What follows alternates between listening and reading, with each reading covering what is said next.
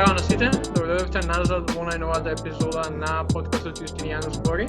Моето име е Ѓорги, а со мене денеска, како и секогаш, се моите драги колеги од Правниот факултет во Скопје, Димитар Тромбевски Тромбе, сега повторно од Скопје, и Никола Донев повторно од Штип. Кате ни ја нема, Кате сега ужио во Охрид, ама ние тројцата денеска ќе збориме со наш колега од Правниот факултет, од политички студии на македонски јазик, Бојан Николски. Добре дојде, Бојан, како си? Здраво на сите, одличен сум, се надевам и вие дека сте исто. Да. Малце бекстори за оние што не слушаат сега и што, може не знаат. Бојан ни напише убава статија која почнавме да снимаме со подкастот веќе, колку веќе? Тоа беше 1 април, 2 април која беше, сега веќе сме 1 септември снимаме, на 2 ќе излезе епизодата. Па после некое време, после доста испитни сесии, одмори и се тоа, конечно ти имаме на подкаст. Фала ви многу на поканата, мило ми е што ќе можеме вака уживо да си ги одмериме аргументите, да кажам. Добре, не е целосно уживо, нели, на Zoom сме. Може некој ден лице во лице. Кога ќе помине оваа цела ситуација, може и направен да снимаме нешто. Понака поубаво, сега малце исто. Ние до душа се навикнавме, веќе колку 4-5 месеци снимаме.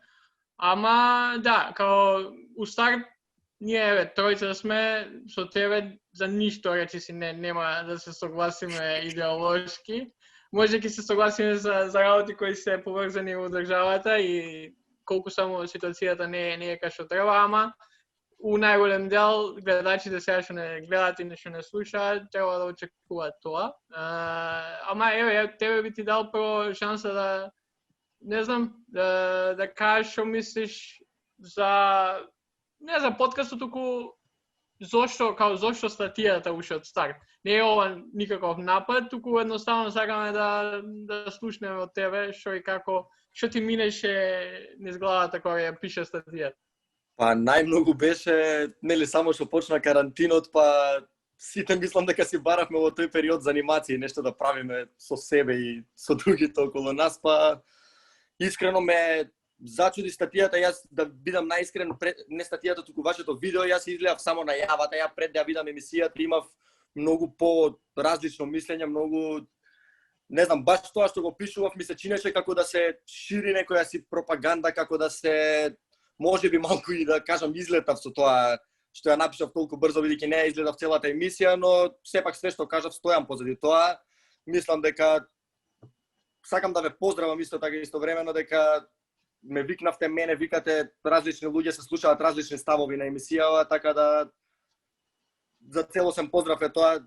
Испадна дека сум се грижал за непотребни за други работи. Да, гледај, мене, као сите тројца ние, и Димац, и ја, и Никола сме на различни ставови околу целата ситуација, као мене окей ми беше, као знаев или дека ти не си видел дека имаме цела епизода од саат и пол, или дека тоа ми беше најчудното, као само едно видео од 7 минути кое го ставивме. За тоа се фати бев као чекај дали стварно Бојан мисли дека ние 7 минутен подкаст направивме. Никола може он да каже, он не е многу по такви некои конфликти, поготово преку мемиња кои што се создадоа тие неколку денови додека траеше оваквиот конфликт. Јас сум генерално мојот став е академска дебата прифаќам, дебата на аргументи, ама кога ќе промине на ниво на мимови на Инстаграм, на пајање, тоа ми е мене црвена линија, бидејќи дискурсот оде во неповрат. Не многу прифатливо аргументирање преку мемење, оти може многу смешно да испадне. Да. Па за волја на вистината, мислам дека треба и да се знае дека не го започнавме од наша страна, можам да кажам, од моја страна, тоа со мемињата, туку дојде од така наречен студентски медиум, студентска група, можам претпоставам дека е тоа. Така да тоа си беше реакција на нешто што се започна случајно и мислам дека не беше негативна појава, се насмеавме се. Не, тоа дефинитивно не е негативно. Сакам да ви кажам, као различни видувања ние тројца имавме меѓу себе. Као мене ми одговараше, пошто јас сум наставал дека и плюс најгледано видео ни е видеото за Берни, ова што сите го коментираат. Така што не беше тоа проблемот. Проблемот малце беше што може да излезе од контрола и тоа шалене за кое што и ти се зборуваш да прерасте у нешто полошо. Као интересно беше додека траеше, ама ние не продолживме, пишавме ние коментар што пишавме. Него, ај, сега да не збориме цела епизода за тоа. Никола, можеш ли да преземеш сега овој дел за... Пошто идејата ни е у оваа епизода да се фокусираме на policy, а не дневна политика, да збориме за младите, за младенска политика, за идеологија, нешто што не го гледаме секојдневно у државата. Па затоа, Никола, сега ти можеш да почнеш за младенска политика и како тоа е поврзано со идеологија, а после ќе се надоврзуваме кој како да стигне. Океј, може би го концепирал некако вака прашањето или темата, односно, нели, младински активизам и покрај да согласување како млади се согласуваме дека е потребен, дека е нужен за демократското општество и демократскиот дискурс. Сега поврзано со идеологијата е всушност начинот и пристапувањето кон таквиот младински активизам и како тоа треба да изгледа. Така што овде ме би било прашање дали според тебе, Бојан, како треба да изгледа тој младински активизам преку твојата идеолошка призма и нели какви луѓе треба да го предводат пред се тој младински активизам и како треба да функционира оној баланс на моќи, односот со клучните актери, фактори во нели кон кој што се стреми тоа најчесто нели законодавецот, владата, политичките фактори и така натаму.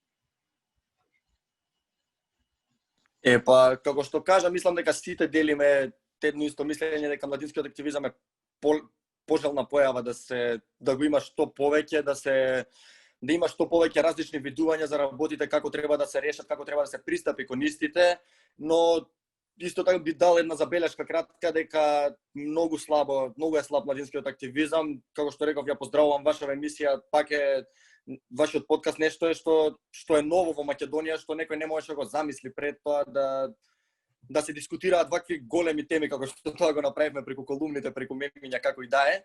Па сега идеологијата, нели, како што каже, начинот на кој се пристапува, според мене на овие години не треба, туку не можеме да пристапиме од некоја идеолошка причина. Тоа е сепак за некои прашања за кои може да се дебатира идеолошки, но некои од условите кои ги имаме ние на факултет како студенти на целиот универзитет се поголеми од идеологија. Ние се уште мислам немаме направен како актуелна тема план за дигитализација, да се учи онлайн, уште не знаеме како ќе учиме, наставата треба да почне за помалку од еден месец, што се вика, и за некои прашања стварно треба сите заедно да работиме. Начинот мислам дека горе-доле ист, треба да се види која е волјата на студентите, па за други прашања мислам дека понатаму ќе се така разглаба на пошироко, па ќе видиме кои ќе бидат прашањата, како ќе се пристапува, кои ќе бидат актерите од едната, кои ќе бидат од другата страна. Така. Добро, да, но сепак мислам дека иако да постојат елементарни материјални прашања кои што ме занимаат сите, не знам, пример, дали хигиената во факултетот или такви некои работи, сепак во однос на пристапот од кој побуди ние треба тоа да го правиме, тогаш тука настанува таа дебата дали побудите се вистински, дали ние се противаме на одредена политика, без разлика дали на факултет или на собрание или на влада, само заради дали од аспект на некоја социјална правда, на некој крик за поправено општество или пак од некои други побуди, например, не знам, економски ограничувачка или од такви некои побуди, кои што се генерално во сферата на конзервативизмот и на левицата. Па добро, нормално е да има различни гледишта. како десничар, како левичар, нормално е да едниот да бара социјална правда, другиот да мисли дека правдата ќе се исполни, нели, без тие интервенции, без дополнителни вклучувања, дали е на факултетот, дали е на владата, дали е на некое трето лице, но како што кажав, не е тоа прашањето кое сите ние во моментов целиме. Не знам, прашањето ако може да ми го формулираш малце по, зашто не ти го разбирам баш. Не, повеќе ми е прашање околу побудите. Дали, бидејќи гледавме, бидејќи барем кајнаш често оној младински активизам, колку и да е автентичен, често се етикетира како дело на опортунисти кои што сакат да се вметнат во одредени клучни места, така што повеќе во таа насока. Па се гледа на тоа, бидејќи во минатото се докажало дека стварно имало такви случувања. Тоа е нешто што, нели, може да се каже дека тоа е фактичка состојба, дека некој многу младинскиот активизам го гледа како отскочна даска за понатаму во животот, да се, што би се рекло, да се пикне ваму или таму на што полесен начин, но тоа не треба да е главна побуда која треба да не води нас, туку без разлика на идеолошките разлики, сите да придонесеме како знаеме и како умееме, па кој ќе добие поголема поддршка, кој ќе буквално да се води на некој начин политика, кој ќе успее да победи, кој ќе успее да придобие поголема поддршка и ќе има подобри цели, подобар начин за да се постигне до тоа, да успее да ги оствари целите и воедно да го подобри животот на сите нас. Прво како студенти, а после и на повисоки нивоа. Да.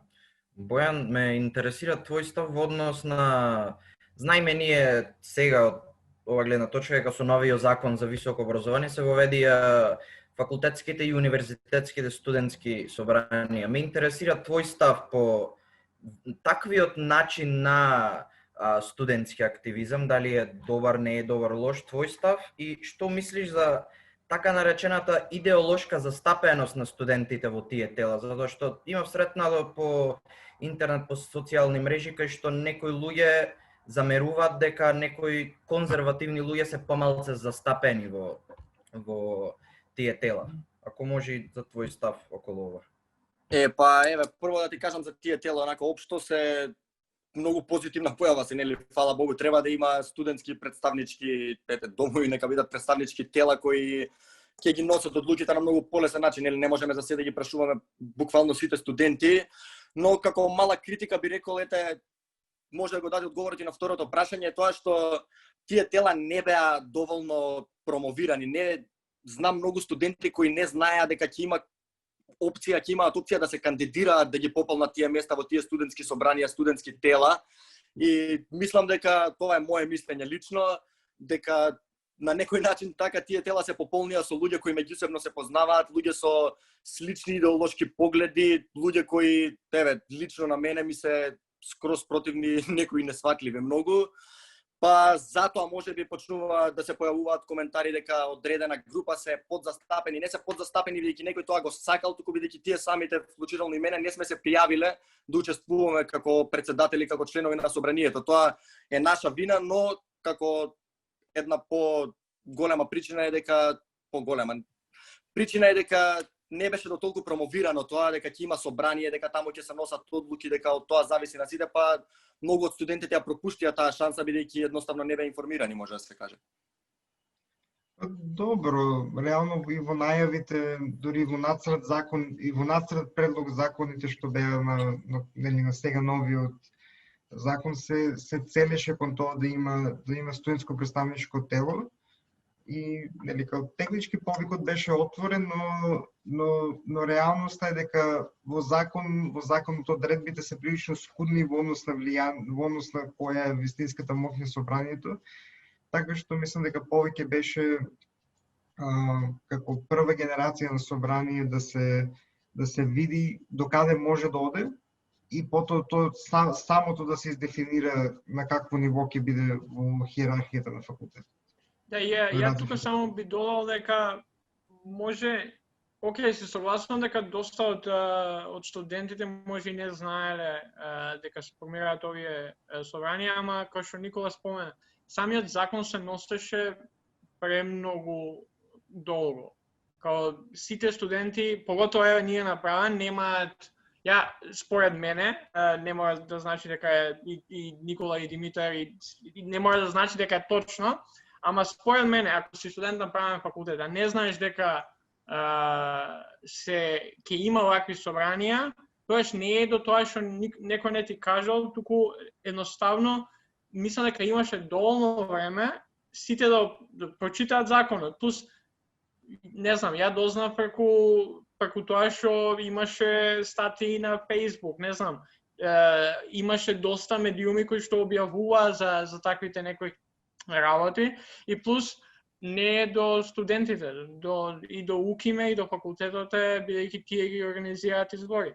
Факултетските студентски собранија не се сега веќе невладини организации, туку се дел од и факултетот, а универзитетското е дел од универзитетот. Така што не сметам дека најголема причина зашто, например, некоја идеологија не би била доволно покриена е тоа што не се знаело, туку едноставно сметам дека тоа незнање може да иде од тоа незаинтересираност за работите кои што се случуваат на факултетите. Бидејќи сега реално да збориме, еден просечен студент не го интересира толку многу тие работи, колку што го интересира да си иде на предавање, да си полага испити, да си заврши година и да дипломира. Значи треба да се, не знам, треба да се направи тој екстра чекор за да се вклучи во тие некои собрања. Како например ја политички на англиски студирам. Ниту знаев некој на правни студии, од каде што најголем дел од студентите кои учествуваат во факултетското студентско собрание, ниту па имав можност да ги запознавам, освен ако не дознаев од други работи дека се формираат вакви работи. Така што да, имало и се уште мислам дека има тоа незнање за како уопште функционираат собранијата, ама тоа незнање не е само од тоа што некој не сакал да знае дека, тоест некој не сакал другите да знаат, туку од тоа што студентите не биле толку заинтересирани да се вклучат во работата на ваквите собрања. Точно, ја би додал тука дека се сложувам со тебе целосно дека незаинтересираноста е можеби најголема причина.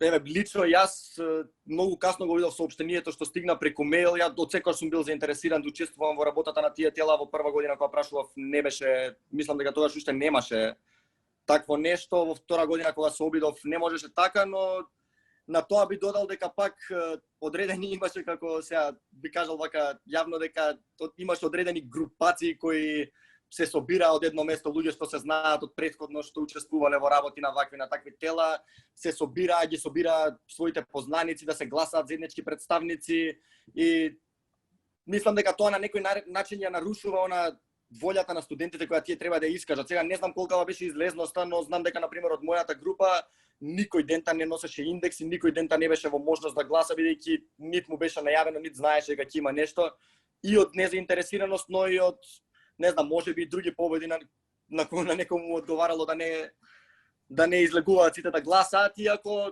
ја го застапувам ставот дека оној кој не гласал нема право после да се жали на тие што веќе били избрани и што го дале својот глас и се кандидираа.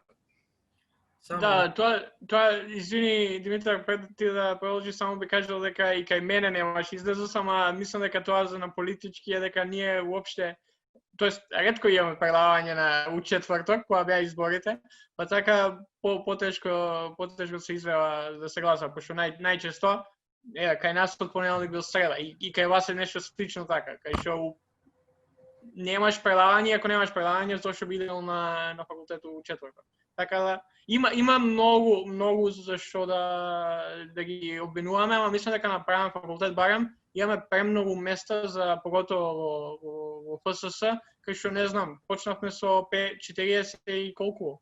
41 и 42 представници, нешто така. Така што не знам, Димитар, имаш Да се надоврзам преги тоа што зборавме со прашањето во однос на информирањето наспрема заинтересираноста. За информирањето аз би зборал од мој лично искуство, јас од самите моменти кога се приготвуваше закон и кога се заврши законот, бев информиран од вести, од социјални медиуми, затоа што се интересирам за такви работи и гледам што е можно повеќе да бидам информиран. А во однос на заинтересираноста на студентите, може да се согласиме дека заинтересираноста е на прилично мало место, на прилично ниско ниво, како за кандидирање за тие места, така и за работа веќе кога си кандидиран. Исто така направен имаше на мастер студии имаше отприлика 18 места, мислам, ако не се лажам, за да влезат членови, а се кандидираа само 12. Значи се гледа тука заинтересираноста за активирање, но кога веќе се влегува во тоа тело, често можем да заприметам дали ФСС направен или во други ФСС апсолутно ирелевантно, има луѓе кои што едноставно не се толку заинтересирани за да прат некои промени, затоа што треба да се жртвува и време, од учење, од слободно време, така за да се постигне нешто. Ме интересира твој став за што треба ние да направиме за да зголемиме таа заинтересираност и зошто таа заинтересираност е на толку ниско ниво кај младите, а сме во период кај што треба сите млади да се сериозно заинтересирани, затоа што имаме сериозни проблеми кои што треба ние младите да ги решиме. Не треба да чекаме други да ни го решат. Не треба Заев Мицковски да ни реши, туку ние да ми. Фала Богу дека не треба никој друг да ни го решава, дека ние самите треба да сме, а како да се постигне тоа, веројатно со по изготвување и спроведување повеќе активности, може да се каже, на факултетите, да постојат разни клубови, разни друштва кои ќе се собираат, кои ќе даваат предлози да се вклучат, што е поголем број на студенти кои реално сите не засега тоа прашање, има многу поголема заинтересираност, отколку што некој би се кандидирал да оди во собрание, па таму да оди на секојдневни седници или нешто, но стварно има луѓе што се желни да помогнат, но можеби начинот на кој не им одговара на сите и затоа треба да се прилагоди кон сите студенти, да се изготват платформи, да се изготват анкетни комисии кои би ги прашувале студентите за некои прашања и на некој начин сите да се вклучат, да има поголема инклузивност, да се вклучат сите во процесот на носење одлуки, на формирање на прашањата, формирање на политики на факултетот и слично. Да, ја овде би се надоврзал не само за на факултетот. Моето прашање би било воопшто као младите во големи бројки не излеваат на гласање, не се вклучуваат. И да излезат на гласање не се вклучуваат во некоја промена надвор во општеството. Тоа мислам дека е проблемот поголем. Еве се ние на факултетот може и ќе решиме тој проблем кај што не знам, ќе направиме, ќе имаме настани било што 300 глупости, ќе средиме. Ама што правиме со државата, пошто у рекордни броеви или младите се селат од државата или уопште не излегуваат да гласаат, или кога гласаат од корист, не гласаат од некоја дали ќе биде некој идеолошко гледиште или од тоа што треба да се направи за државата да иде у нагорна линија. Па, сега ова е прашање, мислам дека што никој од тука не би можел да го одговори со конкретен предлог што би можело да се направи, ама можеме сите да го констатираме и да се сложиме за фактот дека постои голема апатичност кај луѓето, никој не сака да излегува, не само мислам наједноставното нешто што може да се направи да излези да се гласа за промена, да се гласа за одредена понудена опција, дали на факултет, дали во државата, тоа е може да се каже дека исто, бидејќи ние тоа што го правиме на факултет, некој кога ќе заврши со студиите ќе сака да го пренесе тој активизам и да направи нешто подобро на пошироко ниво кој ќе се однесува на многу повеќе луѓе. Сега тоа е стварно жално што се случува кај младите што не излегуваат на избори, но најжалното е што на крај сите нешто не им чини, а не направиле ништо да се смени тоа и сега сите некако треба да придонесеме да развиеме дали левичарски, дали десничарски активизам, дали студентски, дали средношколски и на тој начин да се подобри целото на цивилно граѓанско општество во држава, да се придонесе, да се нудат предлози, да се постигнуваат решенија и слично. Да, ај малце по-лично некоја прашање до тебе. Која е причината зашто ти си толку активен и сакаш, ги имаш овие гледишта, што е тоа, дали порано, кога си бил помал или усредно или сега на факултет, што те мотивира да бидеш надвор, да размислуваш тоа што го размислуваш, да имаш тоа идеолошко гледиште што го имаш и да действуваш според такво? Па, веројатно најмногу од целата разочараност како и што ја делат, мислам дека сите млади од тоа што се случува во државава, дали во политиката, дали на сите нивоа, буквално што не чинат во државава. И некако имам побуди, имам како не знам, идеја имам дека треба нешто да се поправи, дека тоа нема да може да се поправи без јас да земам учество во тоа, дека промената нели мора да почне од самите себе. Значи јас пробувам да бидам што поактивен, се надевам сега од септември, октомври кога и да треба да бидат тие избори, ќе успеам да се вклучам во работата на тие тела, да придонесам некако, затоа и го избрав овој смер понатаму политички студии, за да бидам поупатен во тие процеси, да имам некоја основа од која понатаму би можел да се надоградувам и да јас лично да земам колку што можам да придонесам да се направи нешто за промена во оваа држава, зашто, како што кажам, многу од младите се иселуваат, бидејќи не гледаат излез, но сега вината треба да се најди не целосно, туку и во самите себе, што не сакаат да направат нешто за промени. Најлесниот пат за многу луѓе е само да си отидат од тука, да додат негде кај што животот би им бил среден, како што мислат и слично. Така да треба сите да се вклучиме што повеќе. Јас од ден во ден се повеќе и повеќе размислувам за што би правел во иднина, како би ја постигнал таа промена и се надевам дека еден ден нели од моите идеолошки побуди, што се различни нели од вашите, како што кажавме, ќе успеам да направам некоја промена која според мене ќе биде општо полезна, ќе биде добра за сите. Сега баш за оние идеолошки разлики би сакал малку да позборуваме.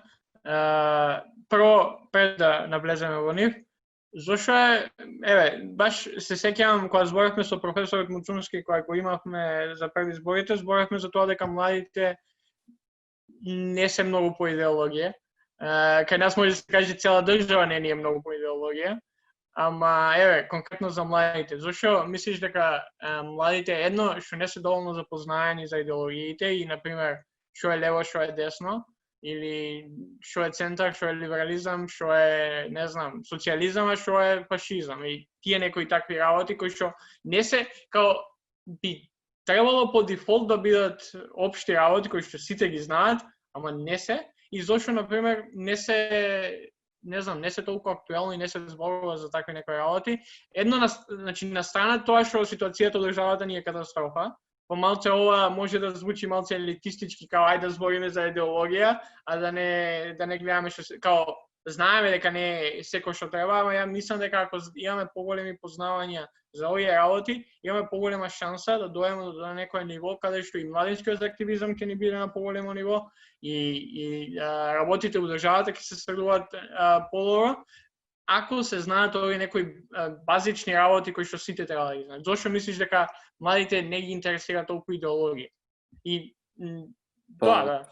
Па прво би ти кажал дека според мене најголемиот проблем можеби во држава што викаш катастрофална е ситуацијата, што оди во погрешна насока, е тоа што не постои идеологија. Значи луѓето не знаат што може да очекуваат од одредена опција, знаат дека за кого и да кажам вака за кого и да гласаат, ќе добијат исти популистички проекти, ќе се зголемуваат пензии, ќе има бесплатни автобуси, ќе има буквално по-левичарски мерки, макар да дојде десничарска влада, како што знаеме дека беше во минатото, па ние како студенти, како најмлади, како некој што треба државата да ја градат врз него, ќе остане извисен, ќе остане нашите потреби, нашите барања никој никогаш нема да ги исполни, бидејќи ние не сме гласачко тело што ќе го направи тоа што ќе му се каже.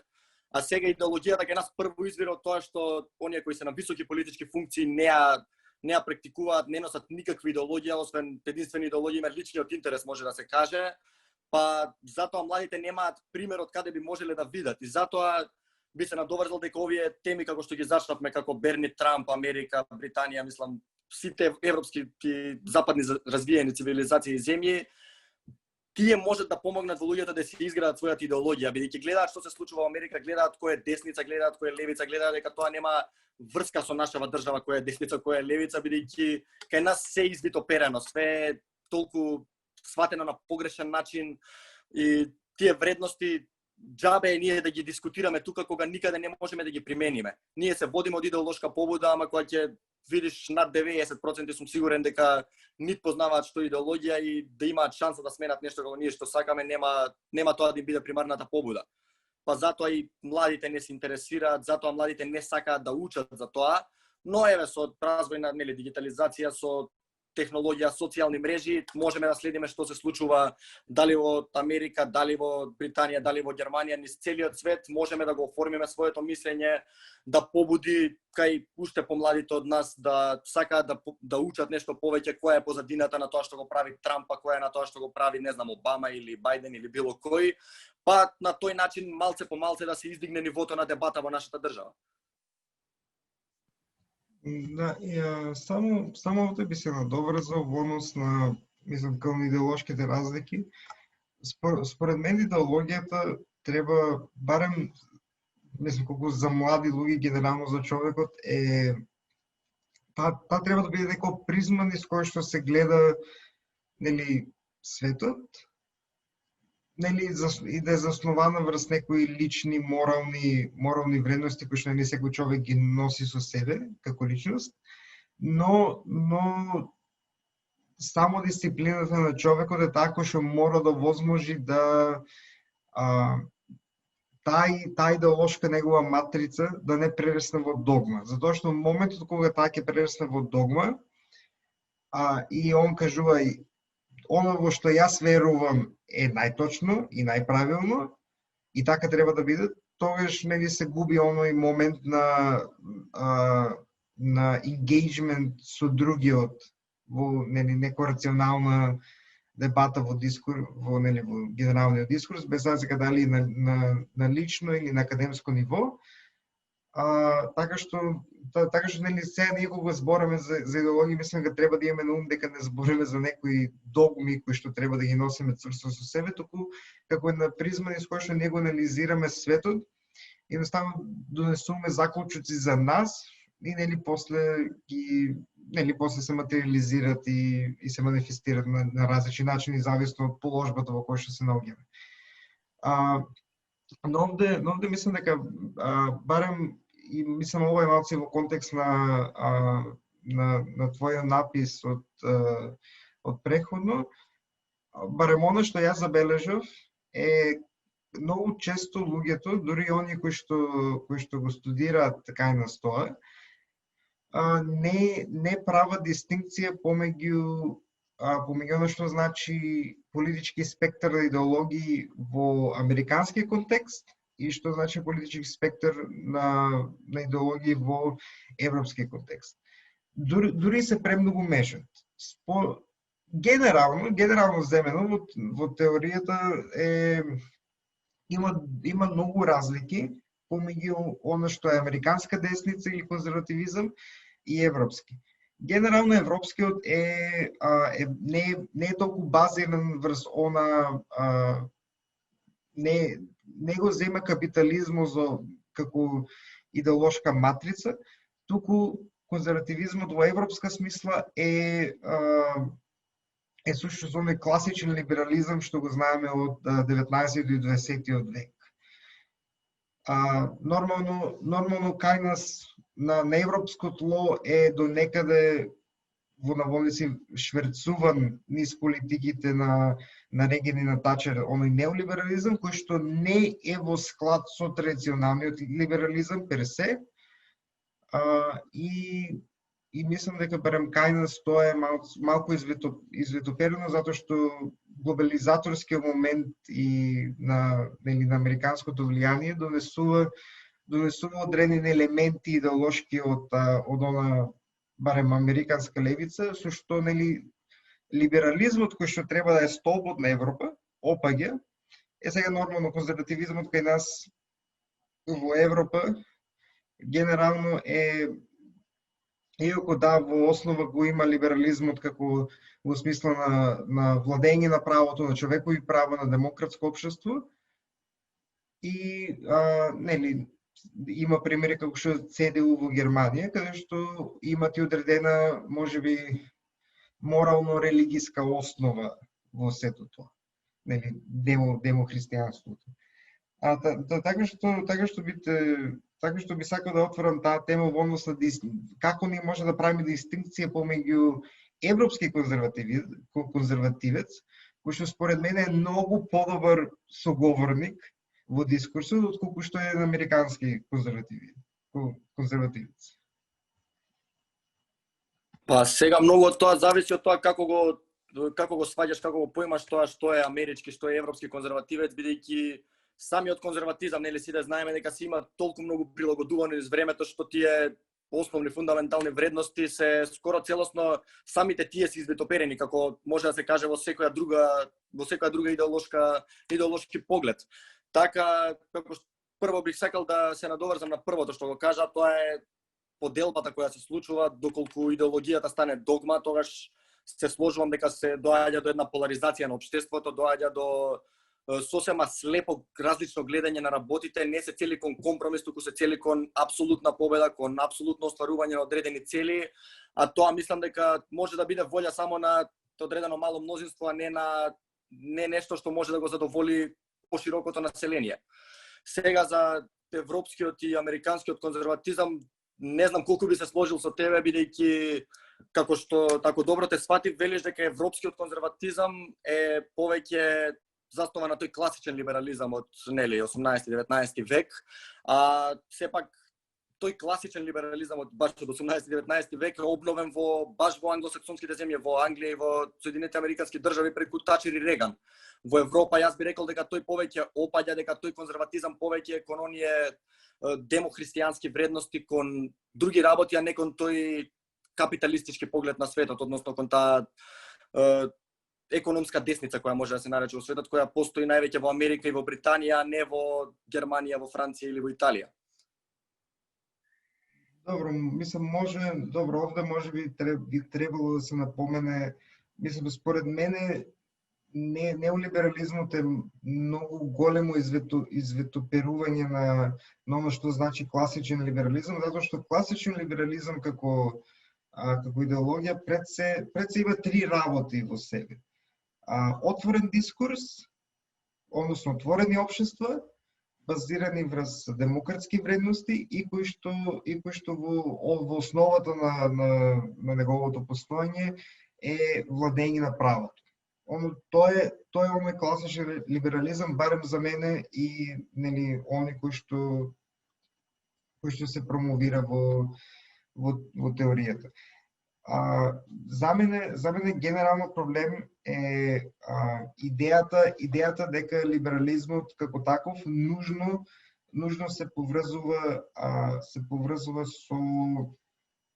со капитализмот, затоа што таков е историскиот момент каде што бенефициите добиени од капитализмот во однос на градењето на богатството, што возможи просперитет барем во овој даден историски момент, да дојде до развој на демократско општество и на либерализмот, но сепак мислам дека земањето на двете работи како нужно едно за друго, мислам дека не е правилно. Јас лично верувам дека може да имаме либерализам без да одеме во крајности во смисла на оно што Хајек го вика супер отворен пазар во таква концепција. Така што кај мене тоа е проблемот со неолиберализмот и Европа мора да се, според мене мора да се пази каде нели е сршта на незиниот конзервативизам, затоа што реално европската левица е далеко порадикална од она перцепирана американска, затоа што таа има историски товар врз себе. Она има длабока историја од времето на Француската револуција, кога го имаме Прудон и интернационалата и сите тие манифестации. Но би се загуби мислата. Ако сакаш да ти одговорам на... Добро, може, па ќе продолжиш. Ќе се сетиш до тогаш, па еве, тоа мислам ја гледаме сега идеолошката разлика помеѓу мене и тебе, помеѓу нели десницата и левицата, може да се каже, не знам каде ти се пронаоѓаш, ама претпоставувам многу полево од мене. Јас, например, моје лично сваќање е дека вистинска слобода може да постои само во капиталистичко општество, дека либерализмот и капитализмот се стварно две неиздвоиви работи, бидејќи уствари идејата на тој класичен либерализам е да се ограничи моќта на државата, нели државата да биде, како 100 пати ни го имаат напоменато, да биде држава ноќен чувар, и само така ќе може да се спречи одредени луѓе да се корумпираат и во име на државата, во име на некое општо добро, да ги одземаат слободите на другите луѓе, бидејќи мислам дека во природата на човекот е дека кога ќе има моќ, дали врз парите, дали врз животите на луѓето, тоа апсолутно корумпира и тоа може, не дали може, туку нужно после одредено време би станало одредена тиранија, би одзело слободата на обичниот народ, на граѓанинот. Добро, ова, мислам, учебничкото објаснување на либерализмот, барем кај нас во книгите, мислам, јас генерално не го сметам за прифатливо, затоа што се премногу се фокусира на она што значи, нели, имањето на мала држава.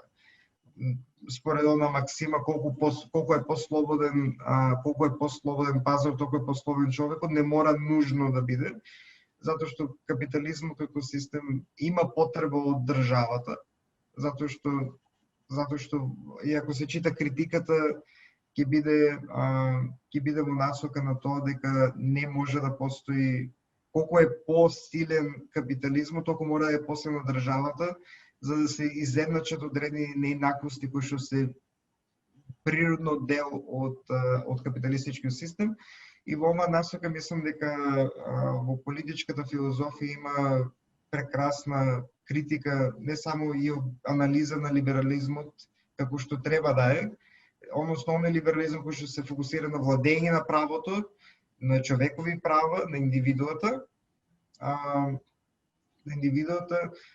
Тоа е фокусот негов, затоа што сите владењето на правото, демократскиот дискурс и човековите права се произнесени токму од овој класичен либерализам.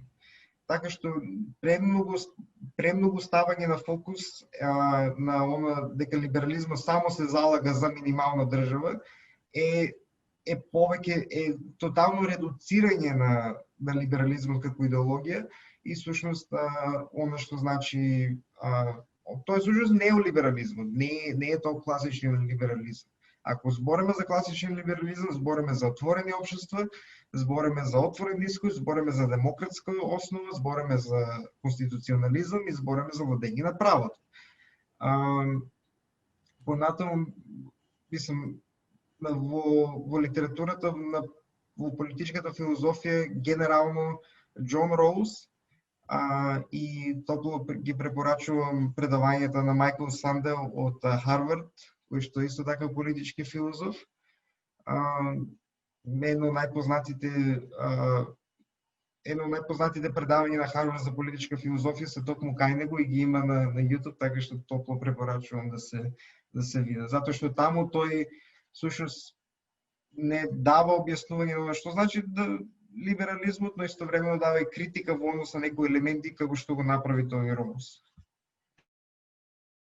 Па добро, би се надоврзал само дека не сакам да бидам сватен дека либерализмот ги земам само концептот на минималната држава или таа мала држава како што ја нарече, туку мислам дека конституционализмот, владењето на правото, човекови права и слободи, тоа се работи кои ги има, нели, придобиено секоја денешна идеологија која постои, може да се каже, освен нека биде онаа крајна левица, но кога ќе велам либерализам, тоа е класичниот либерализам со конституционализам, со владење на правото, исто така и со минимална држава, со економски слободи на граѓаните, со кои јас сметам дека се нужно потребни со цел да постои вистинска слобода на човекот, бидејќи тоа, како што рече сега, да се постигне правда, што е поправедно тоа да има оној кој заслужува, отколку некој што не работи ништо да добива социјална помош со која би имал примања исти како некој што работи по 8 часа дневно. И за мене тоа е многу поголема неправда отколку тој што треба да има,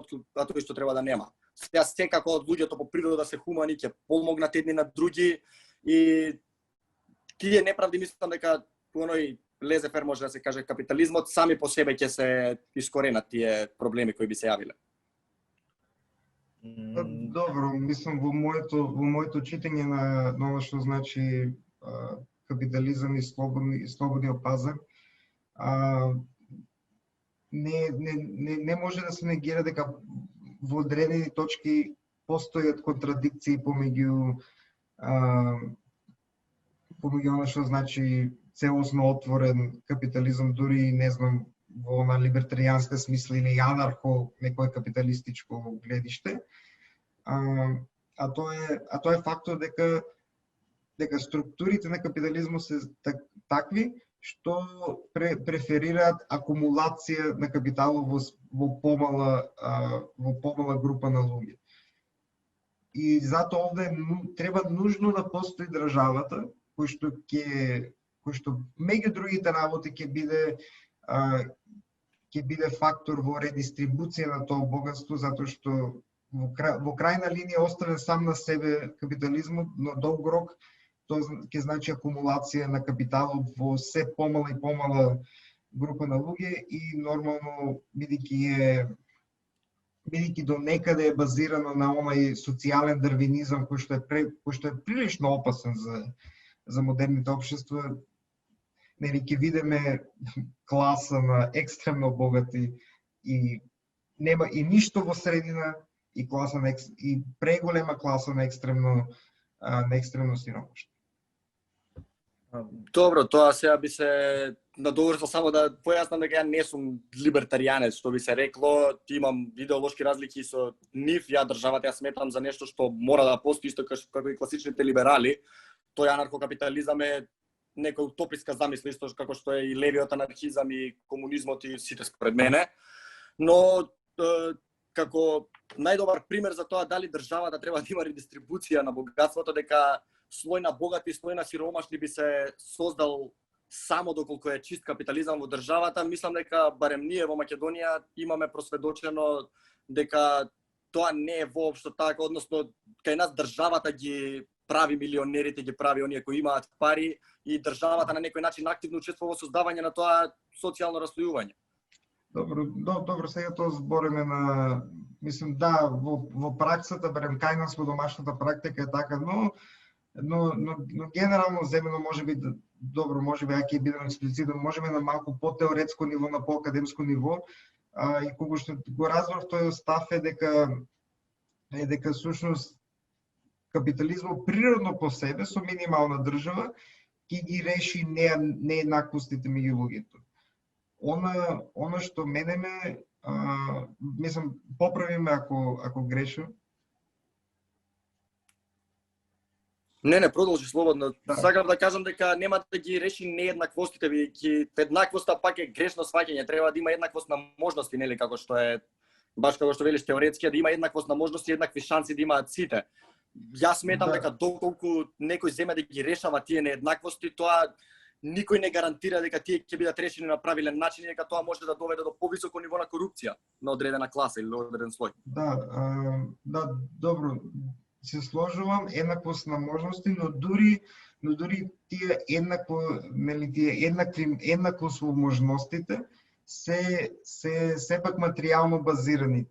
Односно каде овде критиката и нели овде малку ќе се префрлиме на тема во сферата на критичкото преиспитување на правото, а тоа е нашата можност за остварување на тие можности и права. Например, доколку јас или било кој човек инвалид сака да пристапи до некоја можност во некоја институција или во некоја компанија, ако нема можности тој со количка да се качи и да влезе во таа зграда, да ја побара таа можност, тогаш овде нема еднаквост на можности. И затоа овде е моментот кога влегува државата со нејзиниот апарат и ќе каже на таа институција или на таа компанија, стајте рампи за лица со попреченост. Затоа и реков пак е материјално базирано.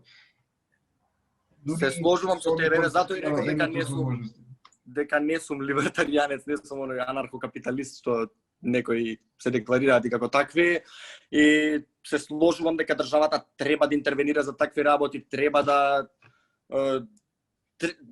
тоа се важни работи за кои државата стварно треба да интервенира, а оваа преголема моќ која денес има државите ни светот, сметам дека ја користат многу за некои нехумани цели, иако вака привидно изгледаат дека се онакви добри цели, општо полесни, општо корисни цели за сите, но сметам дека тоа лично не е така, дека државата, како што рече, треба да поставува рампи, треба да гради патишта, треба да обезбедува мир за сите, но не премногу да ги одзема средствата на граѓаните кои често си ги заработиле парите, па после ги користи за одредени други цели, како што е, например, администрација од 120.000 луѓе во една држава.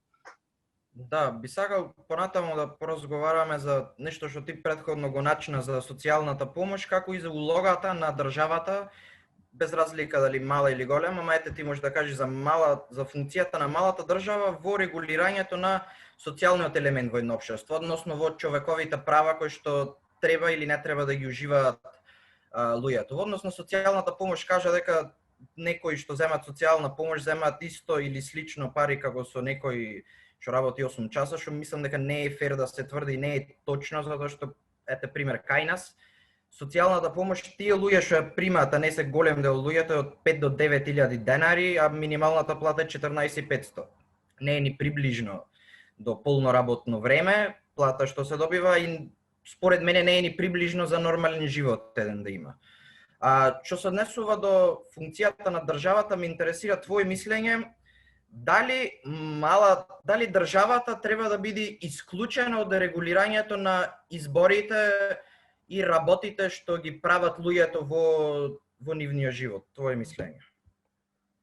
Прво да ти го одговорам првото прашање со муабетот со социјалната помош беше повеќе на она светско ниво за кое зборевме, нели, теоретски зборевме за како десницата гледа во Германија, како во Америка, како на другите земји. Сега како преку еден пример би ти го одговорил тоа дека луѓето се такви да можам јас да земам колку 2-3.000 евра социјална помош, да не работам ништо, јас тоа секако би го сакал, тоа ќе го прават се повеќе и повеќе луѓе, бидејќи по природа може да се каже дека се такви, а некој што, нели, како што веќе реков, некој што често работи ќе заработува нешто повеќе од тие, би се изродила таа мрза кај луѓето, таа неволност за работа. Кога ќе отидеме ние во Германија или во Америка, што ги наведов, имаме илјадници отворени работни места кои нас за овој стандард ни се стварно супер платени, но некој таму не сака да ги работи бидејќи ете социјалната помош можеби повеќе им прија, повеќе им користи. Сега ако може да го повториш второто прашање зашто не го слушнав баш. На крај што го кажа. Да, за второто прашање спомна ти претходно кога разговараше дека за потребата на минимална држава и за потребата на таа минимална држава да не е инволвирана во животот на луѓето. Ме интересира што размислуваш по инволвирањето на државата во животот на луѓето и до кој степен тоа треба или не треба да оди? Па како што напоменав, треба да оди додека тоа е стварно неопходно, додека тоа решава некои основни екзистенцијални проблеми, што решава работи кои самиот човек кој има некоја попреченост, кој има некоја, не знам, кој има пречка да направи нешто друго, не би можел сам да го среди истото. Затоа државата е добра, затоа е, нели, корисна појава, но како уште еднаш кажав, не дека не треба воопшто да се меша, туку не треба премногу да се меша, да зема преголема моќ, како што е, нели, она крајно лево мислење дека све треба да биде во државата, све ништо надвор од државата, нели. Тоа за мене е погрешно, тоа може да корумпира, тоа може само да создаде уште повеќе нееднаквости, може да доведе до тиранија, односно да одзема на слобода за која зборевме во либерализмот. Точно, значи според ова што го кажа, мислам дека фер да заклучам дека од социјален аспект сте си полиберално ориентиран, ако не се лажам, така? Секако дека да. Не сум толку десно на економска тоска, можам да кажам. Се укочи нешто. Димац има проблем со интернет. Покажи. Тука си? Винете, да ми звонеше телефоно и сум на 4G и ми прекина. Ако може да повториш што ќе кажа, пошто не слушнав, извини. Не, престанав, ти почна да збориш, па после. Окей. Да, продолжи Димац, продолжи. Да, ме интересира твојот став околу инволвирањето на државата во регулирање на некои секојдневни односи на луѓе. Затоа ме интересира твој однос твое мислење за која е улогата на државата при регулирање на изборот на жената за абортус? Дали државата треба да биде инволвирана воопшто во тоа прашање? Дали државата треба да биде инволвирана во брачни односи, односно дали државата треба да го постави да дава ограничување на кој може и кој не може да стапи во брак. И ме интересира твој мислење последно по ова, дали државата треба да биде инволвирана да постави правила за кои луѓе што треба да конзумират. Но ова алудирам на дроги. Дали мислиш дека државата треба да каже луѓето што треба и што не треба да користат? Па еве Ограничувањето на тоа е ограничување на слобода на луѓето. Представува ограничување на слобода, но според мене тоа е една работа која е општо корисна доколку се забранат, например, како што кажа, одредени наркотици, одредени работи што делуваат на психиката на човекот, бидејќи под дејство на истите тој може да, не знам, не може да го одземе животот на некој друг, да го попречи мирот на некое трето лице, да може да има негативни појави за околината, иако тоа е негова целосна слобода. Сега ако збориме за слободен избор, во тој случај според мене не треба да има целосна слобода на избор, бидејќи пак не е нешто што ја засега самата индивидуот, туку ги засега и другите околу него. За абортусот тотално државата не треба да има власт, не треба да има удел во тоа да одлучува кој ќе го направи тоа, бидејќи сметам дека има доволно медицински авторитети кои можат да го решат тоа прашање. Треба да биде повторно слободен избор на оној кој би сакал да го изврши тоа. И не гледам никаква потреба зашто државата би се мешала во тоа. Сега трето што ме прашање не се сеќавам. Кога за брако и алудирав на истополовиот брак. Дали мислиш дека државата треба да биде треба воопшто да го регулира прашањето на брак, или то регулирање мешање на државата е ограничување на слободите на луѓето, зашто јас верувам дека е? Па сега дали треба, е многу комплексно прашање. Сега немам некој 100% оформен став, ама бракот како заедница помеѓу маж и жената сметам дека се одржал толку низ историјата, нели? Како што се вели, тест за време, тест за одредени институции, за одредени институти, како што е бракот, е времето тоа обстоело, тоа никој не треба да го попречи помеѓу две индивидуи, иако сметам дека тие истополови бракови дали помеѓу мажи, дали помеѓу жени на различни начини, стварно сметам дека тие се тотално непотребни теми кои премногу се зачнуваат за светот, тотално работи кои никако не помагаат за екзистенцијата, за опстанокот на одредени луѓе за кои нели зборувавме, за да се направи светот некое подобро место за живење, туку се чисто не знам како би го не можам да ми текне збор како би го опишал тоа, дека е нешто што е треба да биде на последно место од проблемите со кои се соочува светот во денешницата. А дали треба човек да има слобода да избере партнер, целосно треба да има слобода, кој сака да го избере, тоа е лично, приватно, индивидуално право и нема зошто било кој, дали јас, дали државата би му го попречила истото. Извини само Димац, ја овде само би се надоврзал на тоа, ова последно што го кажа Бојан. Овие истополови бракови, ја исто така малце нијансирано ми е мислењето, ама не сметаш дека ако државата не му дозволи на некој да стапи у брак, тоа економски влијае врз нечiji живот, пошто доколку си во брак, например, не знам, можеш полесно од банка кредит да земеш или не знам, кукно прашање или било што, такви некои работи, дали мислиш дека со тоа, например, ако збориме веќе за подобрување на нечiji живот, дали мислиш дека со тоа државата активно учествува во правење некому да е полошо од тој некој економски, од тој некој правен аспект? Па, може би, ете би кажал, ама стварно ова што го наброја не се до толку важни работи, не се до толку круцијални работи во општеството, што не сметам дека е некое болно прашање за некого. Зошто знаеме дека има нели бракови за една обична виза да се извади во Америка, па потоа се забораваат луѓе, зашто не би било истото? Луѓето ќе најдат природно, ќе најдат начин да ги заобиколат тие државни бирократски пречки. Не знам, не гледам како, немам некој посебен став за ова прашање. Да, би сакал да се надоврзам на претходно што правевме муавет за слободата на користење на наркотични средства и ти го оправдуваш забранувањето на одредени наркотични средства поради можноста тие да бидат злоупотребени и таа злоупотреба да се искористи за штета на друг. Чист пример за една супстанца која што е легална, е лесно достаплива, дури е стигма на некој начин ако не се користи, а е многу штетна и по некои научници најштетна од сите супстанци е алкохолот. Алкохолот е комплетно легален од секогаш. Алкохолот има стигма дека добро е да се пие, дури е неприфатливо во некои случаи да не се пие, пример да излезете петок на вечер да порачате Кока-кола, чудно ќе ве гледат.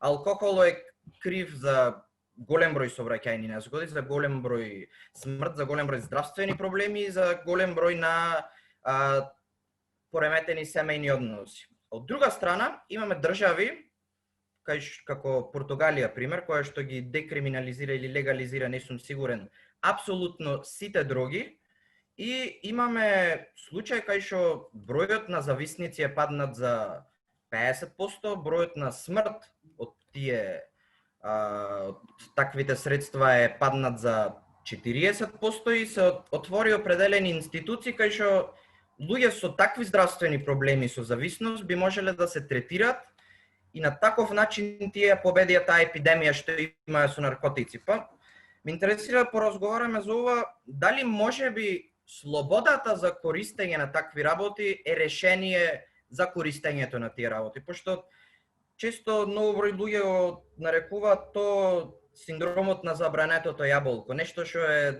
забрането е посладко.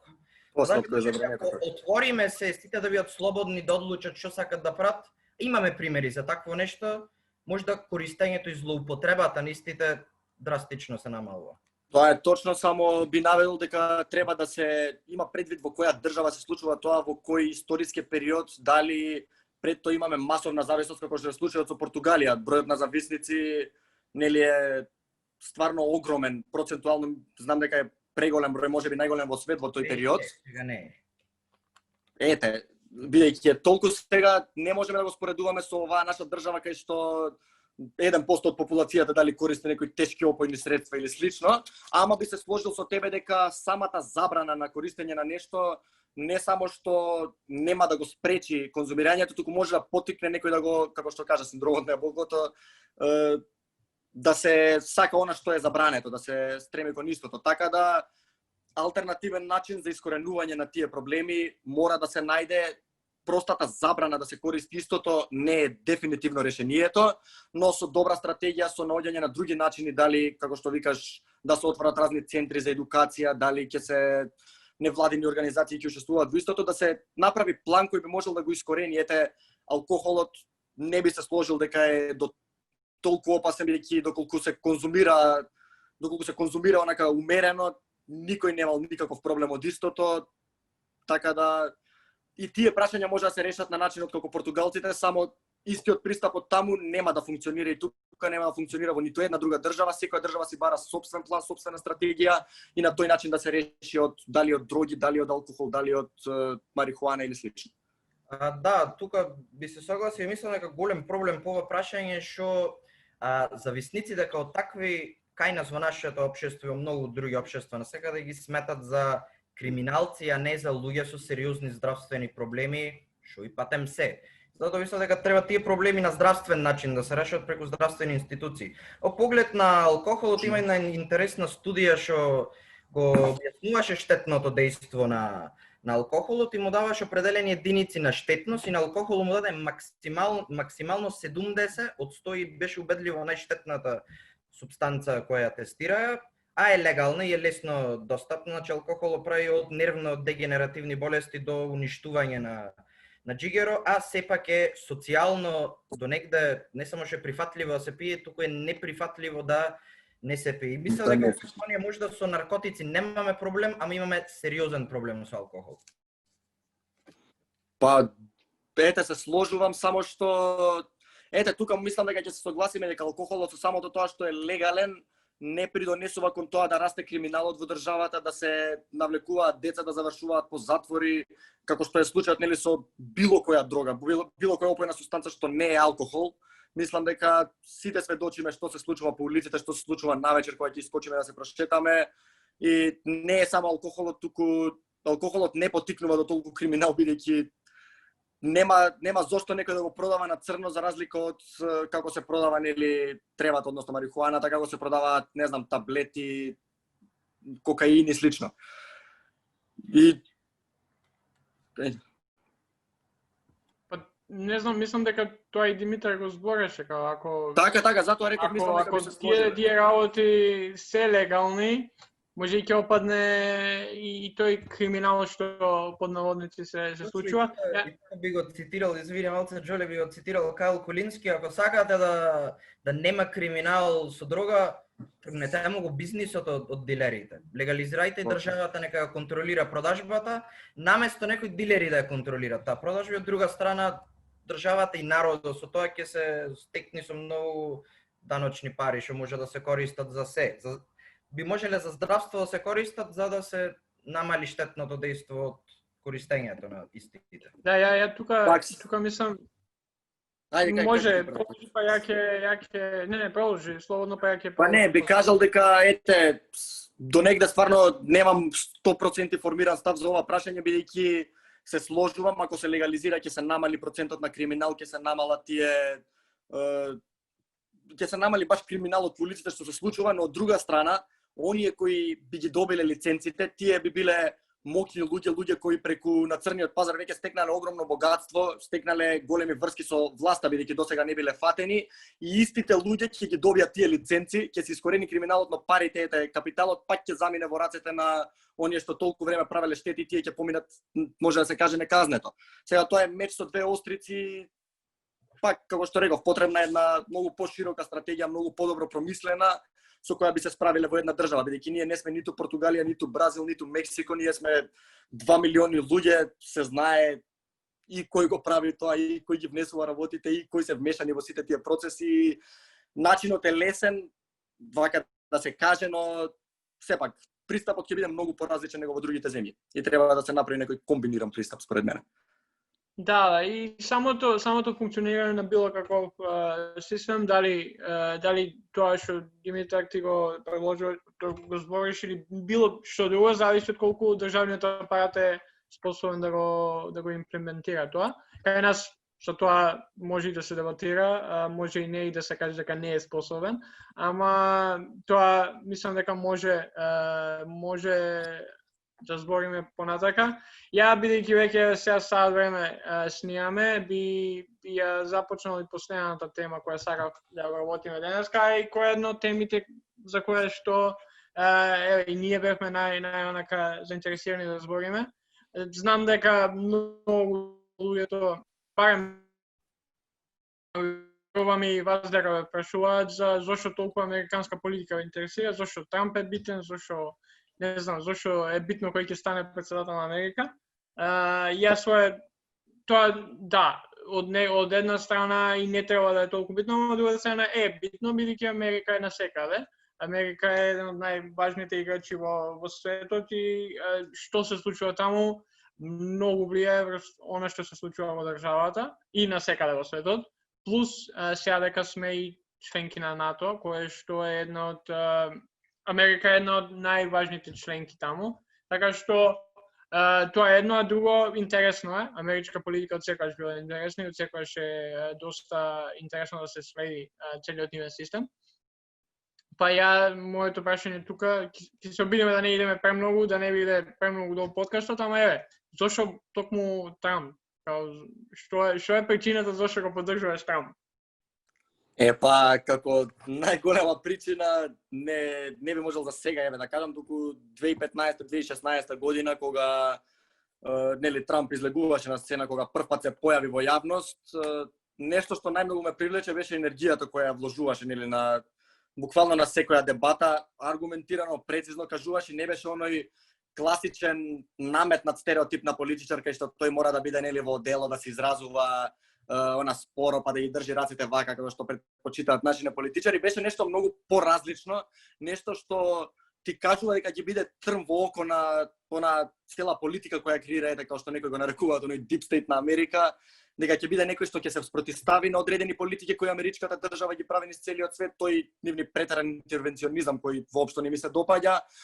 Видов дека тоа вроди со плод, видов дека идеолошки даноците се намалуваат во одредени сектори, се овозможува таа поголема капиталистичка слобода, на некој не му се свиѓа тоа, но за мене тоа се доволно работи кои би можел да ги кажам како позитивни, се одлучам за Трамп, иако да напоменам дека идоли јас немам во денешниве политичари, вклучително и Трамп има работи кои стварно не ми се допаѓаат што истиот ги прави, но секако многу подобра опција него демократското крило кој да е нивниот кандидат, бидејќи многу не ми се допаѓа целата политика кој тие ја терат. Добро, тука може да се согласим, мислам сите и ние и на нас не се допаѓа Демократската партија. И баш мене еве мал side note, мене беше интересно дека кога ни се десија нападите дека не знам шириме социјализам или комунизам или било што и да беше, дека баш цела епизода ние збориме против Демократската партија на Америка. Као буквално тоа ни беше темата на епизодата и ја само ви ти кажал дека не сметам дека там беше некоја појава која што беше, како да кажем, која што одлучи зошто луѓето не гласаа за Трамп, бидејќи тој ќе иде против естаблишментот или било што, луѓето гласаа за Трамп бидејќи не ја сакаа Хилари повеќе отколку што него сакаа Трамп. И тоа мислам дека се покаже убаво со разликите во гласови во оние најбитни држави Мичиган, Пенсилванија, Висконсин, кај што Берни Сандерс гласачи не излегоа да гласаат за Хилари или гласаа за Џил Стајн или уопште не излегоа да гласаат. Така што не сметам дека овде нема да согласиме ја и тие, али не сметам дека Трамп беше токму тој кој што беше толку револуционерен во неговата кампања. Да, Хилари беше лош кандидат од демократија и Џо Бајден сега има шанси да стане уште полош, ама едноставно демократија ги изгубија изборите, а не обрат. Па само да се надоврзам, тоа не ме сваќа дека тоа е причина за која победил, се сложувам со тебе дека голем удел има тоа што американците беа со негативен став кон Хилари. Лично за мене, затоа реков, за мене тоа беше тоа што мене ме привлече да ги поддржувам политиките на Трамп, бидејќи како што кажа прво, политиката на Америка зависи буквално за целиот свет, особено на Балканот. Мислам дека овие избори ќе одредат тона траекторија по која ќе оди Балканот, по која ќе одат балканските држави, вклучително и Македонија во иднина. И мислам дека според мене многу повеќе Македонија би добила доколку Трамп остане на власт доколку пак дојдат демократите. Да, ама тоа е причина која Не, сакам да те башам као што конкретно ќе ни донесе тоа, бидејќи ја не гледам некаква смена во политиката на САД спрема другите држави во последните 4 години со Трамп. Па да, ама тој естаблишмент може да се каже дека е стварно длабоко вкоренет и 4 години не беа доволни за да тој се промени. Ова ќе биде можеби последниот удар кој ќе биде уште поголем од првиот за тие групации кои постојат и стварно сметам дека на многу подобро ќе тргне за Македонија доколку се остане Трамп на власт, не само можеби не за Македонија, туку за нека биде европската десница дефинитивно многу повеќе. Видовме што се случува со Германија, со Полска, со ставот против Русија, со Европската унија, ќе биде многу поразлично и некои велат дека во Америка не постои вистинска промена кога се менја председател, бидејќи идеолошки сите се околу центарот, но за нас во светот тоа е многу поразлично и многу значително ќе влијае врз идната траекторија на сите случувања. Ја не би се согласил тука, не мислам дека Трамп воопшто се обиде да го тргне тој естаблишмент. Самото негово ангажирање на Џон Болтон беше онака нај-естаблишмент мув што може да направи, бидејќи Џон Болтон е еден од оние луѓе кој што беше главниот архитект за војната од 2003-2004 со Буш. Така што Ама како заврши тоа? Небитно, значи там го ангажираше Болтон за да му ја среди Венецуела. Тоа е, као самата намера, као Трамп не се обиде да ангажира некој нов кој што нема да биде тако настроен како што е Болтон. Самите луѓе во неговата администрација не се нови луѓе. Или се роднини на Трамп, или се луѓе кои што со години се во Републиканската партија. Марк Медоус му е chief of staff. Некој кој што со години е таму. Може би само да аспект дека Трамп е многу фасцинантно како дојде на власт затоа што му вреже некоја надеж на луѓето за промена. Што играше на таа популистичка политика слична на Берни до негде, што ги привлече многу луѓе затоа што изгубија надеж едноставно во естаблишментот, ама кога стигна да биде председател, веќе видовме дека џабе го збораше сето тоа. Тоти, како што каже Џон Болтон, еден од архитектите на војната во Ирак, кој што остави не знам колку цивилни жртви, го дестабилизира цел среден исток и сега имаме на позиција да владеат најразлични радикални исламистички групи кои што ги малтретираат цивилите на секаков можен начин. Така да војната во Ирак е катастрофална грешка и доаѓаме до ситуација пак истите тие луѓе да водат Америка. И се виде, барем според луѓето што и кладе Трамп, дека е само лажен популист и дека само си мисли за неговиот газ, не за народот. Тој, па тука би се сложил, нели, за војната во Ирак, буквално за сите војни кои се започнати на светот, мислам дека тоа е директна повреда на суверенитетот на секоја земја и дека само се дестабилизираше Блискиот исток, како што он нели кажуваше во предизборието. На буквално сите дебати он беше против војните и делумно, иако не се сложуваме што се случи со Иран, со убиството на генералот, со неговата интервенција во другите држави, овие договори помеѓу Израел и другите земји. Сметам дека пак отиде во една подобра насока, бидејќи 4 години војните реално многу помалце ги има. Тоа што го прави повторно е америчка политика која доколку не се промени, Америка како држава може целосно да не постои, но сепак е позитивна промена каде што веќе не се почнуваат такви војни, каде што целиот, како што рече, јавен дискурс во Америка е многу поприклонет кон она што Трамп го збореше против војната, а доколку тоа е така, ќе на некој начин ќе се обликува и наредните влади да го прават истото. И е потек во правилна насока според мене. Да, точно, дека до негде интервенционизмот во Ирак, во Афганистан и во Сирија го трга. Но гледа од друга перспектива, малце Америка се враќа на она Америка од 80-тите години, односно со интервенционизам во Латинска Америка. Као имаме америчка влада која што се буни против диктаторството на Мадуро во Венецуела, што е диктаторство, тоа е страшен диктатор, но сака да го смени на истите начини како што Мадуро владае во Венецуела, на начин што сценира нестабилност во Венецуела и поставија председател на собрание да биде легитимен председател на држава без нито еден човек да гласа за него. Значи пак, иако има таа порака на неинтервенционизам, се гледа дека не му е искрен и пак прави нешто за свој интерес. Затоа реков дека целата америчка политика е заснована на тоа, целата америчка држава може да се каже. Ќе повторам уште еднаш како што не се сложувам за Блискиот исток, така не се сложувам колку и Венецуела да пропати од политиките на Мадуро, колку и да е стварно изолирана земја каде што стварно луѓето гладуваат, инфлацијата знаеме до каде е и повторно суверенитетот на една држава не треба да се загрози доколку луѓето го гласаат Мадуро, тие го сакаат тоа и никој нема право сега да измислува нови председатели, нови функции кои се поддржани само од САД, не од Америка, не од граѓаните на Венецуела или во било која друга држава. Добро, можеби овде би коментирал повеќе од аспект на меѓународната политика и право, а тоа мене воглавно заплашува неколку трендови. Тоа е зголемувањето на буџетот за армијата, на Пентагонот, за не знам колку точно милиарди долари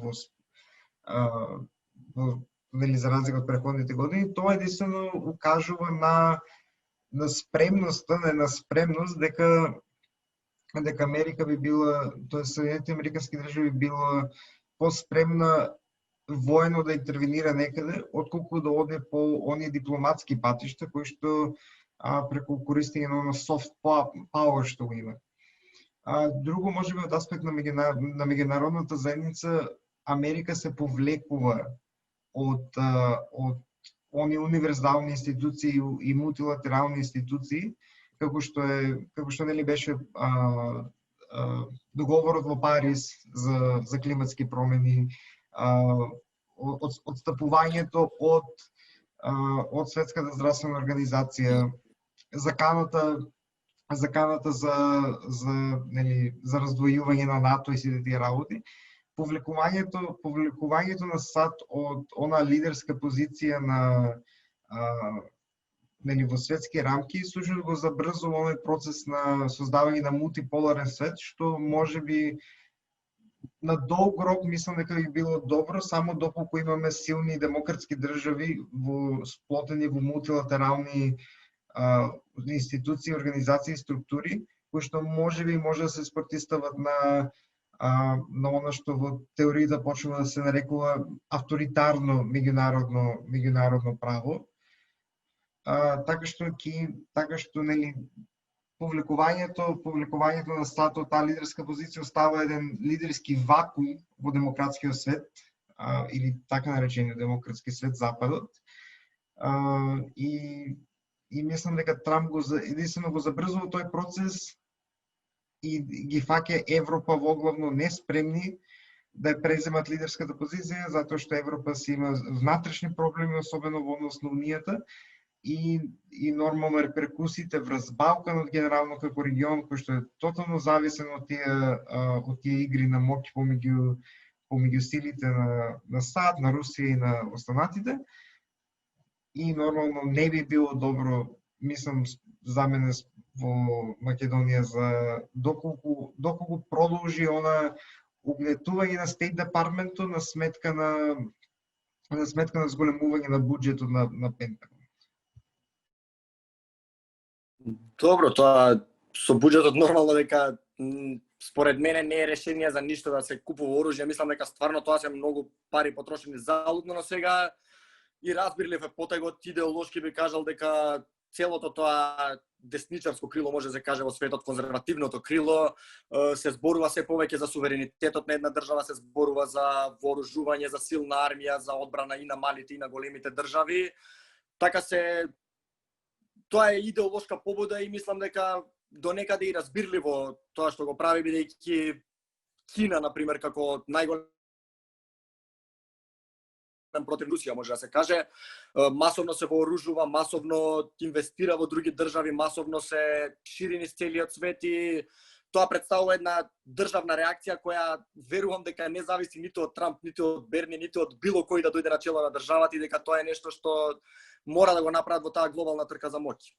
Добро, може да се аргументира и во таа насока, но мене повеќе ми е, мислам, затоа што јас генерално повеќе го претпочитувам меѓународното право отколку меѓународната политика, затоа што нели правото е тоа што ќе не движи напред.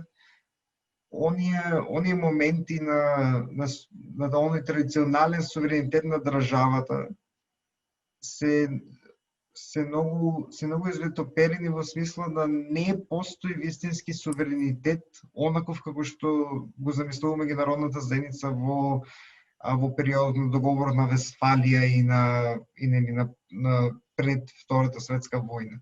Едноставно негирањето на поврзаноста на светот, на поврзаноста на меѓународниот систем и на државите е само на штета на тие држави. Едноставно за мене е реакционерно негирањето на потребата од меѓународна соработка.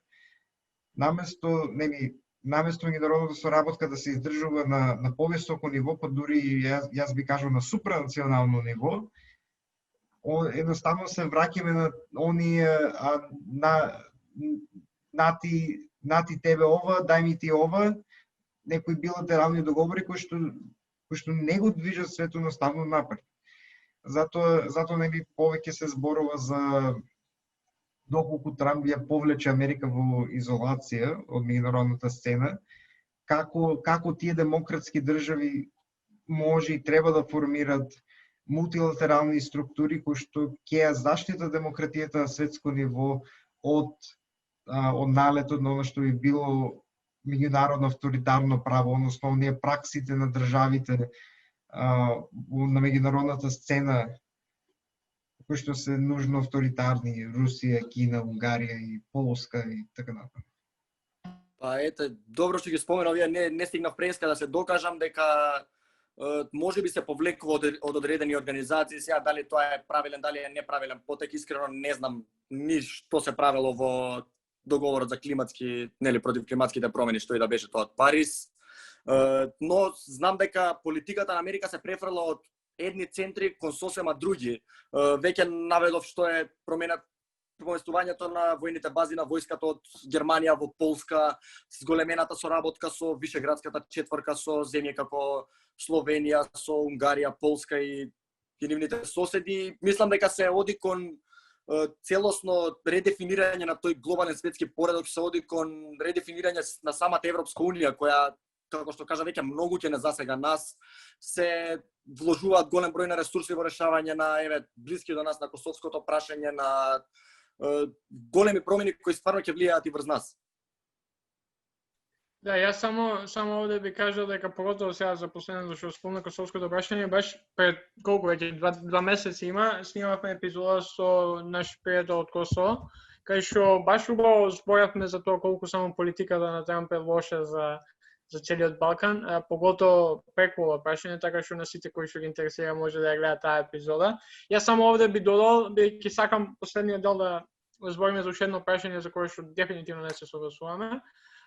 Само би додал дека проблемот со ова сега ти што разбориш и со некое редефинирање на новиот светски поредок преку Трамп и преку новите негови идеи и работи што ги прави, тоа што буџетот воен иде нагоре, дипломатијата иде надоле. Проблемот со тоа е што многу места, неколку години не беа пополнети во самиот State Department, не знам како дали знаете, ама неколку важни позиции во State Departmentот не беа пополнети неколку години поради тоа што Трамп не икеше, тоест Рекс Тилерсон тогаш, сега веќе Майк Помпео, не икеа да стават луѓе кои што не се согласуваат со нив и што се кариерни дипломати кои што си ја знаат работата и си ја гледаат работата и многу амбасадорски места не беа пополнети. Тоа многу лошо влијае врз целиот дипломатски поредок во светот и само покажува индициите на Трамп кои беа за или против војна, без разлика од тоа што кажуваше, и само би додал дека и Ненси Пелоси и Демократската партија во големо мнозинство гласа за тој воен буџет. Меѓу единствените кои што не гласаше беше Берни Сендерс. Така што кажува тоа многу. За последното, бидејќи пред некој време ја пишав, голем спортски фан сум, Колин Каперник ми е еден од оние поинтересни ликови за крај мора за крај. Колин Каперник ми е еден од поинтересните ликови во спортот, сега веќе за жал не игра. Black Lives Matter movement, имаш ти некои коментари на тоа, само би ти го дал сега времето да ни кажеш што поточно мисли за цела ситуација во моментот што се случува во Америка во последните неколку месеци, па и години, ако гледаме уште од Колин Каперник, па почна пред 4 години. Кратко би го дефинирал како мешање на политиката и некои очајнички обиди да се бутне Трамп во случајов, преку вмешување на политиката буквално на сите нивоа, преку градење еден вештачки антагонизам кон политиките на Трамп, кон градење на привидна слика преку медиумите дека целата нација излезена на улици, дека никој не се сложува со неговите политики, дека одредени групи во државата се маргинализирани. Мислам дека стварно тоа не е точно, бидејќи имаме огромен број, како никогаш досега, дали се црнци, дали се латиноамериканци, мексиканци или слично, кои ги поддржуваат политиките на Трамп, кои виделе плод од неговите, би кажал, неговите економски, како може да се каже, револуционерни промени кои ги направи, јас големи вработеноста кај одредени маргинализирани групи. Според мене ова е само причина, не е борба за правата на црнците, која е борба за доаѓање на власт. И не би можел да го дефинирам со други зборови, не би можел другче да го кажам, и тоа е мојот став. Океј, ова се смеев додека збореше, ништо против тебе, као го имам слушано овој talking point на републиканците и на доста луѓе во Америка, кој што не е сосема точен. Негова поддршката која Трамп ја добива ќе ја видиме на изборите, нели? Ама мислам дека таа невработеност и тие бројки во економијата кои што секојдневно ги гледаме од страна на кампањата на Трамп, не се, као фактот е точен, ама контекстот е многу различен и тоа е нешто што е многу битно кога се збори за вакви работи. Тие мерки со кои што Трамп се фали, тоест тие мерки кои што придонесуваат за вакви некои работи, за преку невработеност или не знам, за поготово за афроамериканци, тие мерки започнуваат во времето на Обама и Трамп дури прави напори да ги ограничи тие мерки. Така што ако гледаме убаво растот на невработеност и растот и економскиот раст во последните 24 месеци од владењето на Обама и сега веќе првите 20 или може да се гледа цел мандат е многу помалка и Трамп отколку кај Обама. Така што иде нагоре, ама не иде со брзина каде што можеше да иде, бидејќи Трамп прави напори да укине се што Обама го има направено. Така што не би се согласил тука. Трамп не е револуционер по никоја... Не, ќе кажам само онака како револуционерни промени, туку гледај, не сум толку упатен колку што си ти упатен, еве наискрено да кажам, ама гледам дека како што јас сум видел од неговата кампања од Такер Карлсон, од слични влијателни луѓе кои ги слушам и кои ги читам, исто така гледам дека мерките се од Обама, дека мерките се дадени однапред, па Трамп пробува да го укине, исто така сметам дека е кампањата на Бајден, а не на Трамп. И тоа се два различни става кои... Прати, гледај сега, ја Бајден уопште не го сакам, као не знам дали треба уопште да се гласа за Бајден. Секој дневно си го менувам мислењето дали треба да се гласа за Бајден или Трамп треба да продолжи 4 години. Ама, ова не, talking points кои што Такер Карлсон или било кој на Fox News ги користи се едноставно работи кои што они мора да ги кажат, бидејќи немаат како да се изразите целата ситуација. Обама не ми е умилен, га исто. Не го сакам и Обама. Ама, фактите се тие. Сега, ова со Black Lives Matter movement, да, политиката се меша, ама мислам не се меша така како што ти мислиш дека, тоест ти твое некое мислење дека се меша у случајот со протестите. Ова не треба да биде политичко прашање. Не треба да биде политичко прашање дали полицијата убива црнци кои патем не се вооружени или не знам што треба да се направи околу тоа. Проблемот е што републиканците се премногу настроени кон зачувување на тоа статус кво, кое што може да се каже и не знам. Самата помисла дека треба да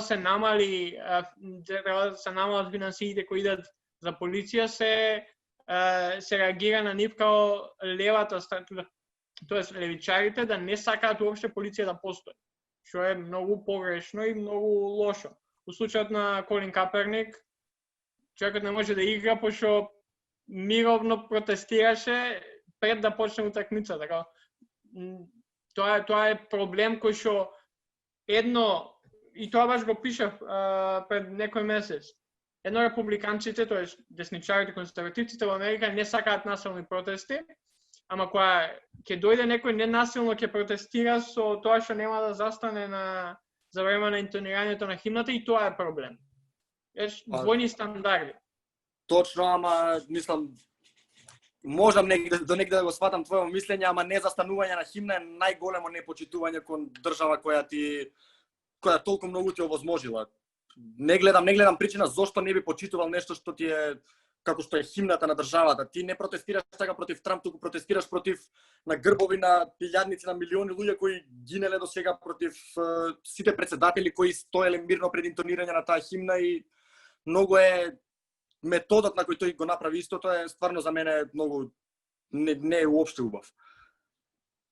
И не можам да го почитувам тоа. Само околу интонирањето на химната да кажам дека тој се има Каперник, самиот се има консултирано со човек кој што служил во војската на САД и му рекол дека најдобро нешто што може да направи доколку сака тоа да го направи е да клечи или take a knee. Така што не сметам дека и плюс може да се каже дека Колин Каперник устари има помалку добиено од државата од некој белец, бидејќи луѓето на Колин Каперник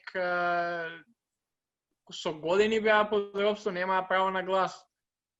Што има Америка даено. И плюс, например, ова ми е као аргумент не само за Америка, туку и за било каде, као што не сум против војниците кои служат у војската, ама како некој војник кој што се бори во Ирак за слобода на луѓето у Ирак или било каде, му помага на Колин Каперник за подобар живот во Америка. Тоа ја не може да осватам. Абе се борат и македонски војници, па не помагаат ни на Македонија ни на Америка. Тука мислам дека установивме дека се сложуваме. Сега Така што ако Колин Каперник не стои за химната и ја ако не стојам за македонската химна, не значи тоа дека ја не ги почитувам тие. За мене искрено значи, за мене стварно е непочитување кон државата, што стварно треба да има безрезервна поддршка, може да се каже. Не кон власта, туку кон самата држава, кон химната, кон кај што се пее за многу поголеми работи од дневна политика која се случува тука. Имам малце сериозен проблем кон давањето многу на значење на некои концепти како знаме и химна, и како што кажа ти, безрезервната доверба во државата. Јас лично сметам дека никој, апсолутно никој не заслужува безрезервна доверба во ништо. Секој треба да си ја заслужи довербата од секој, вклучително и државите кај што живееме. Во контекст на Колин Каперник, значи Колин Каперник треба да стани на химна на држава која што до пред 200 години неговиот прадедо беше роб, го убиваја, треба да биде горд на држава која во 80-тите со напалм убиваше цивили во Латинска Америка, треба да биде горд на држава која на безброј држави на недемократски начин му ги тргна демократските лидери и му постави диктатори, и како резултат тие диктатори безброј цивили имат отепано и на најразлични начини се изживувале со нив. Знаеме и инволвирањето на Америка во други држави, така да мислам дека таа безрезервна доверба не треба да постои за никоја држава, вклучително најмалце за Америка, макар и од страна на граѓани на Америка. Таа да мислам дека протестирање кон знаме е протестирање кон работите што таа држава ги прави. А да се предпостави дека сите или некои работи што таа држава ги прави во ред или треба автоматски да се предпостави е во ред, само по себе не е во ред и апсолутно има голем легитимитет за протестирање.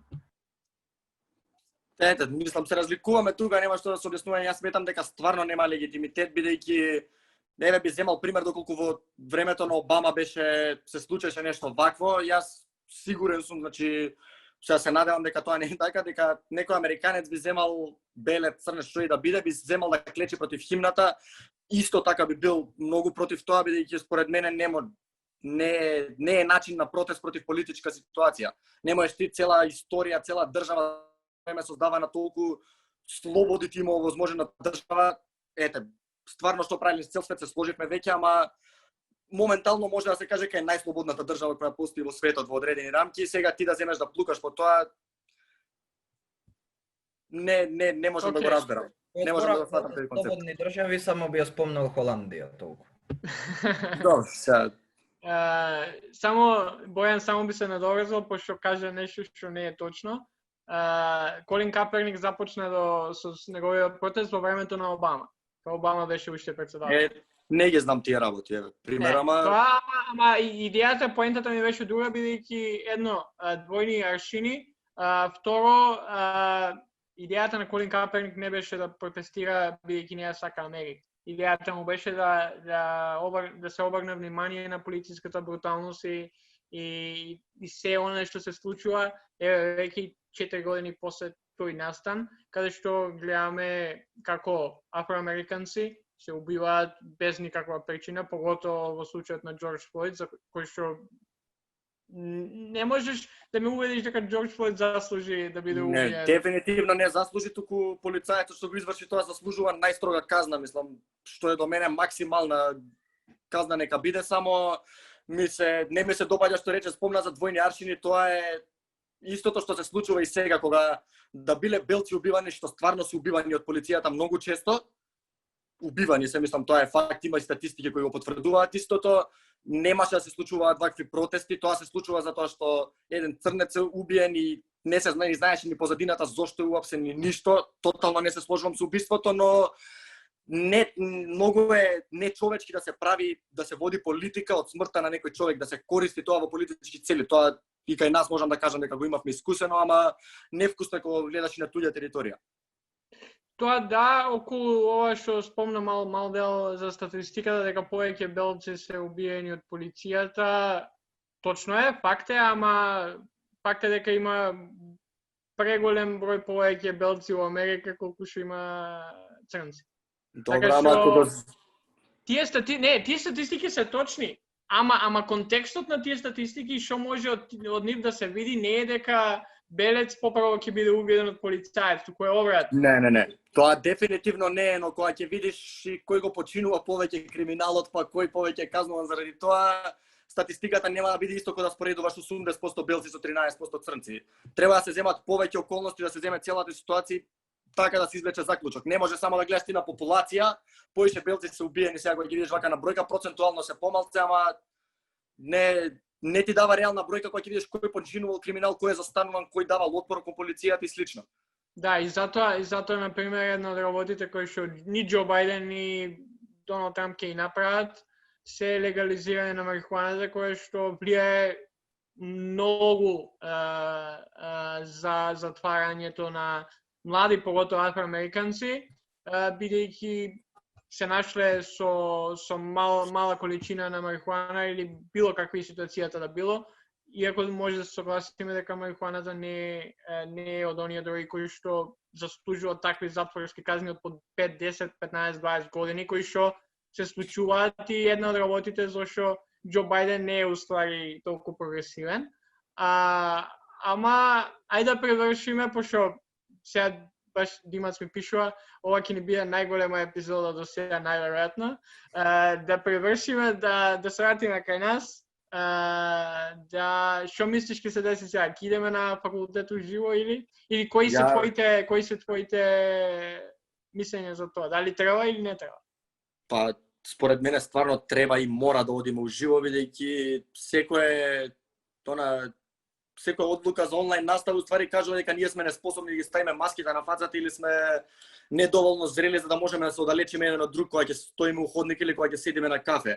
Мислам дека сме доволно возрастни, интеракцијата што ја добиваме на факултет нема шанси никако да ја добиеме. Вака да се гледаме онлайн немаме шанса сите да го искажеме истото, немаме толку време.